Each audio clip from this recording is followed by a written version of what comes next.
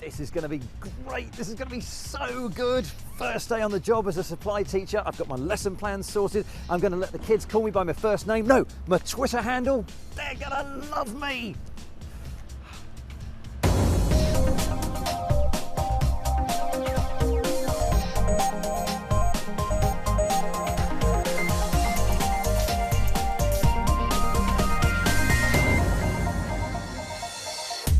This week, Click goes to school at both ends of the tech spectrum. We'll get hands-on with the simple phone that's teaching Afghans to read and write, and we'll meet the Norwegian teacher who prefers Facebook to textbooks.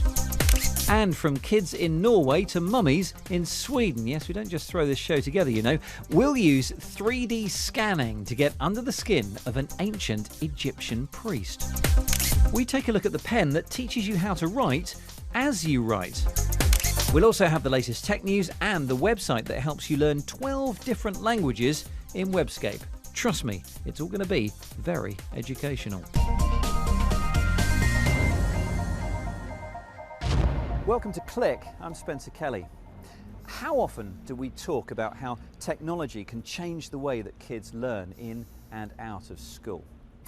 The problem is, there's only a handful of schools around the world which really are using next generation techniques to teach and inspire their pupils. Well, this week we have a brilliant opportunity to see one of them in action. Now, as part of the BBC's School Report project, students Mary and Olivia from Burntwood School here in London have travelled to Norway to meet a teacher who's tearing up her textbooks and replacing them with social media. This is their story. We're very excited to be here in Norway to meet the students at Sandvika High School. One teacher here is using technology instead of books to teach her lessons. I have some students who can answer your questions here now in front of you. Anne Mikkelsen is teaching International English. Her students are 17 to 18-year-olds, so a few years older than me and Olivia. We are 14 and 13. This is very different to how we work in London, whereas all of our lessons are taught from textbooks. Unlike in our classrooms, students here are encouraged to go on social media during their class. Everyone here is given a laptop by the Norwegian government. The students can access Wi-Fi during the lessons. Why did you decide to teach in this way? Because a textbook could be a book from 2006 and now we're in 2014. So the content won't change in the book, but it will otherwise, you know, if things are happening in the world. And with my subject, like International English, it's good to use the net and find resources there instead of in a book. The day started with a Skype call to a classroom in South Africa. Wi-Fi is going all the way over Europe, all the way over Africa. But the technology was not working perfectly, so we got to speak to the students without a video feed. But it would have been great to have been able to see them, to get a picture of what their school was like. The students use blogs to write up their homework. They also use Twitter hashtags to share their lessons and help each other online. They have a Facebook group where Anne can post reminders about their homework and where they can help each other with lessons. We thought this might be distracting for the students. If they're doing a task on the Facebook group, do you think and a message popped up, do you think they'd click that and check it? Yes, there is a risk. There is a risk if the teacher doesn't pay attention to what's going on in the classroom. And there's a risk if I would just say, here is the task, I'll be back in a couple of hours, because then they probably would do a lot of other things. The students realise they are lucky to have access to all this technology. All around the school are posters of students in Lesotho. Sandvika is fundraising to build a new school there. We spoke to one of the students, Leah, who's involved with the project and has been to Lesotho. The project funds their internet connection and we've been sponsoring that since the beginning. Last time people from our school visited, they brought down a couple of laptops, and when we visited, we brought down some more laptops. So we had to give them obviously basic we had to teach them how to use like Word and how to open internet, because they've obviously never seen computers before, most of the children, and it's quite amazing really how little some people in the world know about internet and social media and everything like that. The Norwegian students see us as having much less access to technology in the UK as well. Do you think we'd be At a disadvantage because we don't use as much technology? Yeah, I think so, because when you start your work life, you are going to use computers all the time. But if you're not using computers and getting to know the computer as it is right now, you have a real disadvantage when it comes to your future life. Seeing all the social media being used in the classroom, we wondered whether technology will replace school life as we know it now. Do you ever worry that in the future they're not going to need teachers to teach the lessons, that everything will be just on the computer? That's a good question. I think teachers have to realize that students can learn without a teacher.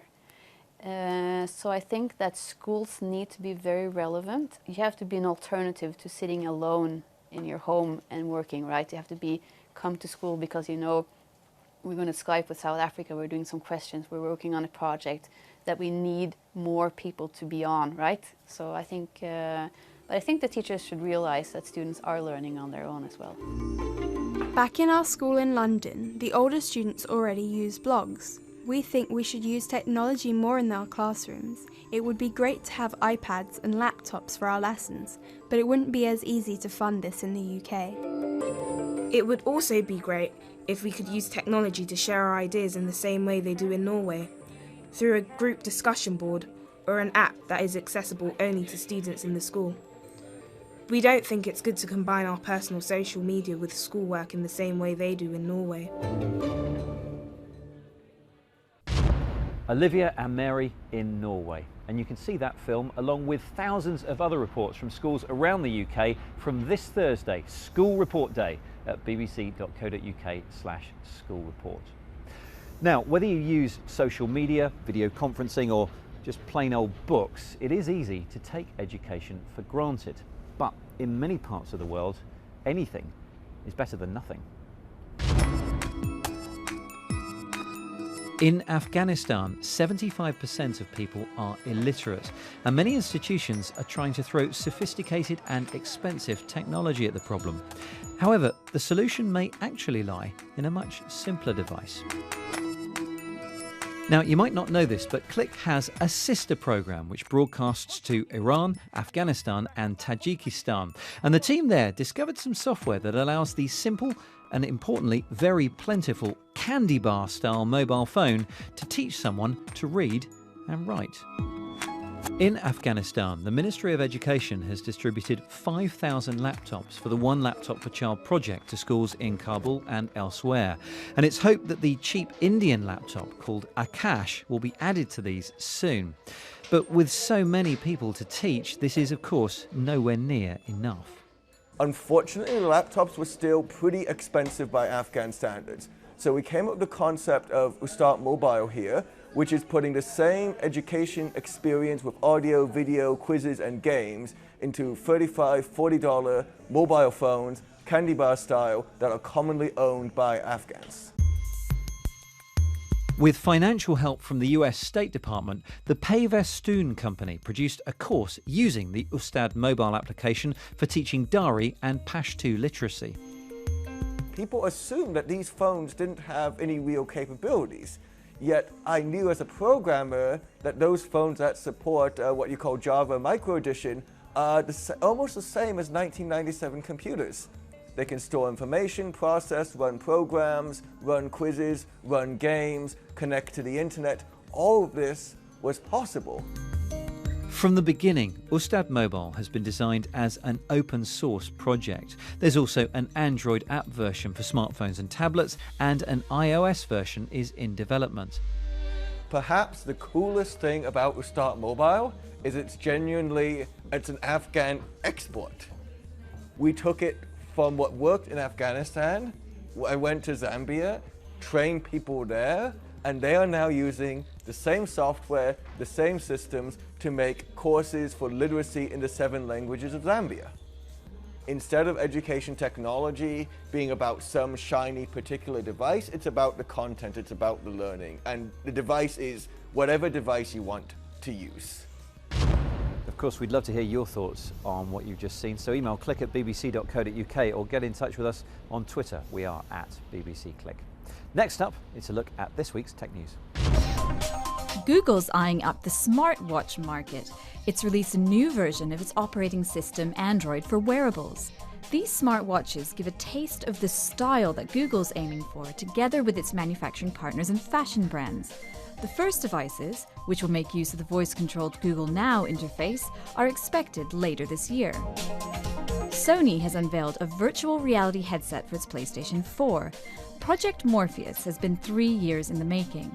The device features a full HD display with a 90-degree field of view and is equipped with positional head tracking. Sony admits it's counting on innovative developers to help make the games that will sell the hardware. Can't put a name to a face? Ask Facebook, which is now using the world's largest collection of photos, its own, to develop a program that can recognize a face before it's tagged. DeepFace can determine whether 2 photos of a face are of the same person, claiming 97% accuracy. The tech brings Facebook's current facial recognition software to an accuracy level almost on par with humans.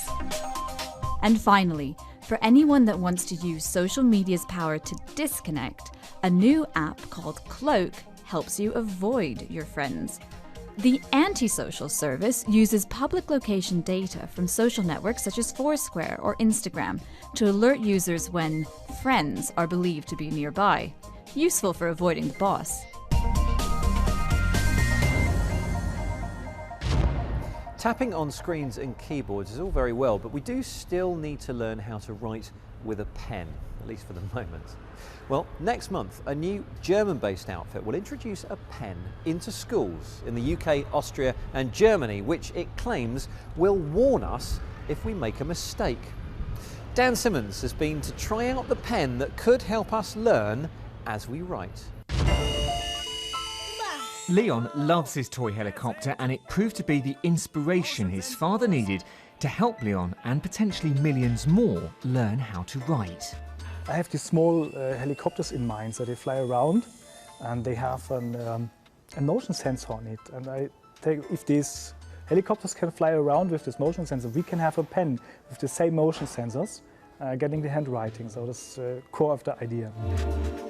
As Leo makes some mistakes during his homework, my wife says, oh, the pen should give him a signal. It can be an electroshock or whatever. And I say, oh, electroshock is a bit much, but a small vibrating should be perfect, so you can also use it in the classrooms. And this is one of the first prototypes of the LearnStift, or learning pen. The final version, once calibrated to its owner's handwriting, will use an internal gyroscope to recognise what's being written.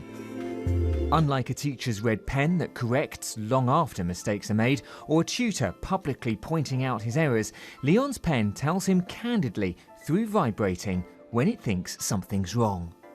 Hooked up to a phone, an app would give more detail. The pen uses normal ink refills, but it doesn't actually need any ink to work at all. And because there are no optical sensors in here, it doesn't need any expensive special paper to work. In fact, it doesn't need paper to work at all. It'll work perfectly well in thin air. So how easy is it to make a pen that can read what you write?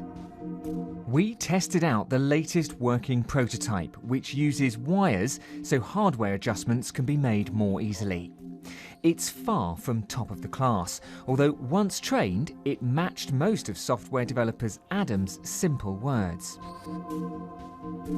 Like voice recognition, the software will also take account of the context of what we're trying to write to, opening up possibilities for other uses, like learning a new language. The future plans are to have developers come in and develop their own apps because it's an open system. As well, we have the pen detect grammar mistakes, so that means it will correct the word order. But also, like voice recognition, this system needs more refinement to be able to adapt to each individual. Beta tests in schools with fully wireless models will begin in spring, and if that goes well, it's hoped a fully working pen that quietly tells us when we get it wrong will go on sale by the end of the year. Dan Simmons learning how to write. Well, at least his handwriting is better than mine, I can tell you that for nothing. Anyway, next lesson today is history, and specifically a new exhibition which is opened in Stockholm, in which you can unwrap an Egyptian mummy virtually while standing right next to the real thing. Now, it uses technology designed by Swedish developers and originally intended for use in virtual autopsies. Neil Bowdler is your teacher. Underground in the vault of a former bank in central Stockholm lies an Egyptian priest. His remains are one of 8 mummies which belong to the Museum of Mediterranean and Near Eastern Antiquities. He lived in the 3rd century BC in Thebes, modern-day Luxor. We know how important he must have been from the coffins he was sealed in and the sheer splendour of his decorated mummy. We know that his mother's name was Taqarheb. And then we can also see that he belonged to the upper classes of Egyptian society because he could afford an expensive mummification. Not everybody could. And he also has a gilded cartonnage, he has 2 coffins, and he has a lot of amulets. The museum's Egyptian collection has just undergone a radical transformation, which involved disturbing Neswayu and the other mummies from their slumber. They were taken to a hospital to undergo CT scanning to see right inside the bodies and wrapping. Next, the coffins and mummies were photographed from multiple angles and the 2D pictures used to build a 3D surface map using recap photo from software company Autodesk. All the data was fed into this virtual autopsy table, which sits in a room next to Neswayu's body in the new permanent exhibition. We can actually look at the mummy in greater detail, beginning with the outer coffin, and then just peel off layer after layer. The inner coffin with all the inscriptions, and then you have the cartonnage covering both the head and the entire body, and then the wrappings and the bead net protecting the mummy from anything evil, and then down to the skeleton with details about, for example, dental health, the dental status. We can actually see the infection in one of the teeth, and then we sort of just dress him again back to the outer coffin. CT scanning Neswayu doesn't just allow us to unwrap the mummy, it also allows us to find objects like this. This is a 3D printout of a falcon-shaped amulet that was seen inside the mummy. The real one is still in there during the scanning process. It was thought it was put there to protect Neswayu in the afterlife. The virtual autopsy table is the work of a Swedish research institute. They first built the software, which is called Inside Explorer, for autopsies in hospitals and for use by medical students, but they've since moved into the museum business. They've worked with the Smithsonian in Washington and the British Museum in London, but the Neswayu project represents the most advanced work yet. We started a process by CT scanning, so that describes the interior but doesn't give you any color information or surface information. So we continued the process by doing laser scanning and photogrammetry, and that process gave us information about the surface and the textures and the colors of the mummy. And then we're taking all of that data and put it onto the table to make it accessible for museum visitors. For the Egyptian curator at the Mediterranean Museum, the digital scanning project offered a unique chance to enhance both her understanding of the mummies and pass on what they learned to the visitors. We wanted partly to get more information about them, but we also wanted to include them into this virtual autopsy table, so that the visitors themselves could see this information firsthand, not always have to count on researchers explaining what can be found on this mummy. Now you can simply unwrap it virtually yourself. Wow, if only history was that exciting when I was at school. Still, the only thing left for this education special is to get a quick lesson from our very own web monitor, Kate Russell. Here comes Webscape.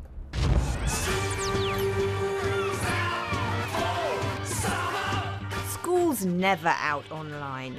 Ciao, come stai? Busuu is a social learning platform that teaches 12 languages using colourful buttons, clicks and drag-and-drop interactivity. It's social because users connect with each other to assess and monitor results.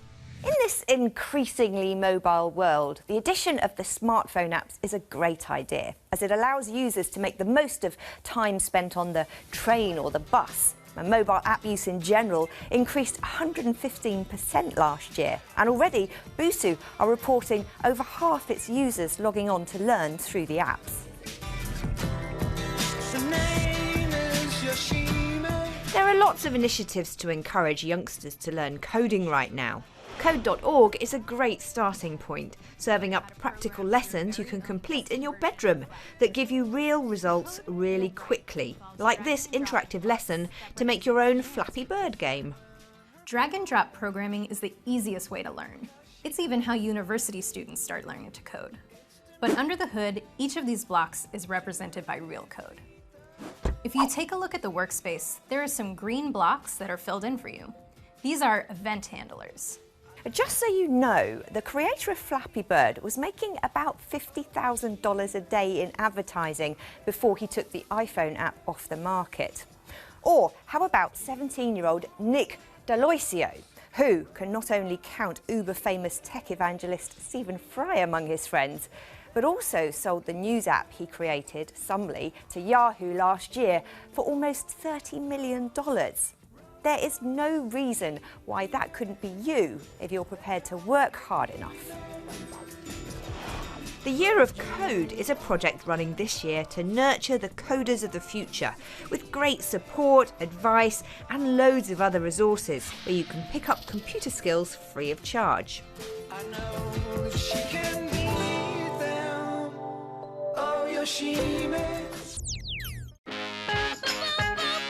A couple of resources for educators next. Get Kahoot lets you make quizzes, discussions and surveys to encourage interactivity in the classroom.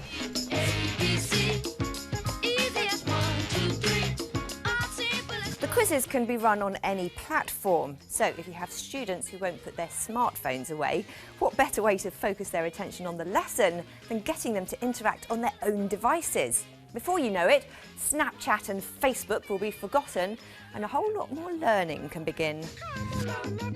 And if you're still hungry for education resources, this blog by a teaching professional has compiled over 190 free teaching and learning activities for you to dip into.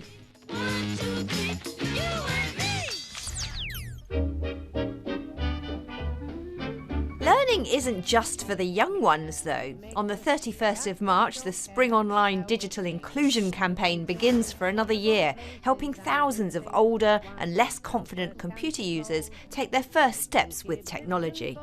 Show a lot of these and those, springtime's here again. So, are there any positive effects? Can video games actually make you smarter? Some children and adults would rather play video games than study, but perhaps that's not as bad as you think. This week's video comes from ASAP Science and investigates whether playing video games can make you smarter. One study in particular had participants play Super Mario 64 for 30 minutes a day over 2 months. Afterwards, the brains of these participants saw an increase of gray matter in areas associated with memory, strategic planning, and fine motor skills of the hands compared to those who had not played. These are particularly encouraging results for mental disorders which cause these brain regions to shrink. Thank you, Kate. Great video, and I can feel my IQ moving as we speak. I won't tell you which way, though. Anyway, that's it. Kate's links, more from us, and your regularly updated digest of tech news are all available at our website, bbc.co.uk/click. And please do get in touch about anything and everything you've seen today on the email, click@bbc.co.uk, on Twitter, @bbcclick. And don't forget to check out the BBC's School Report project from this Thursday, bbc.co.uk/schoolreport. Thank you very much for watching, and it's home time.